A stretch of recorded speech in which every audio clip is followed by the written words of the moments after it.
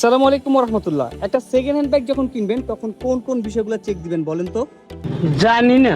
আমি বলে দিচ্ছি আজকের এই ভিডিওতে।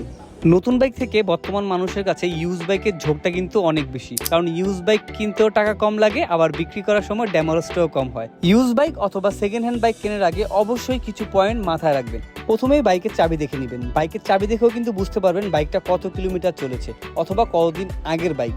বাইকের চাবির পয়েন্টগুলো এবং তেলের ট্যাঙ্কিটাও চেক করে নেবেন। তেলের ট্যাঙ্কির ভেতরে কোথাও জং ধরছে কিনা সেই জিনিসটা কিন্তু চেক করে নেবেন।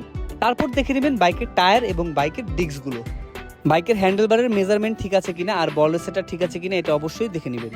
বাইকের ফুট রেস্টটাও দেখতে পারেন, কারণ এই ফুট রেস্ট দেখেও কিন্তু বোঝা যায় বাইকটা কতদিন ইউজ করা হয়েছে। পুরো বাইকের চারপাশটা ভালো মতো দেখে নেবেন, বাইকের কোথাও ভাঙা চোরা কোথাও ডেন্ট আছে কিনা। আর সর্বশেষ আপনি বাইকটা টেস্ট রাইড দিবেন, চালিয়ে দেখবেন। যদি সবকিছু পারফেক্ট মনে হয় বাইকটি আপনি কিনতে পারেন। আর অবশ্যই বাইক কেনার আগে কাগজপত্রগুলো ঠিকঠাক মতো আছে কিনা সেটা অবশ্যই দেখে নেবেন।